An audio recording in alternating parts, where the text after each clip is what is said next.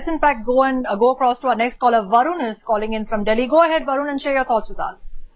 Shivani, it's very, very disturbing because, even when it comes to the Indian cricket team, we see that the selection is done by a selection panel.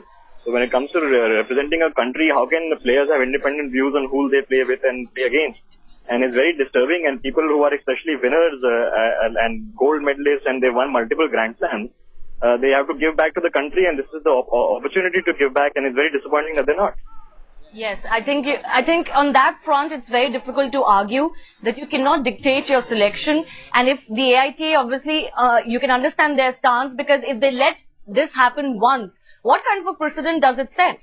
Is the AITA willing to set a precedent where it has bowed down to players' demands?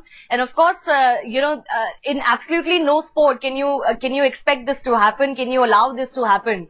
The problem here is that this war of sorts, this camping in Indian tennis has existed for a long time. The only fault that one can really point out and blame the AITA for is the fact that they haven't been able to resolve it. This is not new. Even before the 2008 Olympics, it was clear that Leander and Mahesh did not want to play together.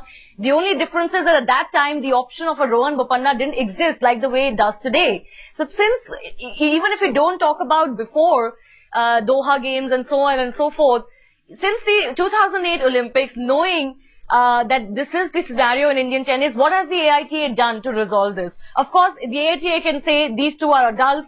We cannot force them to be friends or not be friends. They have to think about, what kind of a professional relationship they need to have. So it's a very jumbled up situation, Varun, if I can tell you. It's very difficult to pinpoint blame here. It's very difficult to take sides here. Yes, nobody wants players to dictate terms to the selection panel, and that's just the way it goes. Whether you like it or not everybody is going to be a former player in the selection panel. This is the situation in Indian sports. Across sports, there are bureaucrats who run federations, and they perhaps will take decisions as far as the Olympics and other big tournaments are concerned.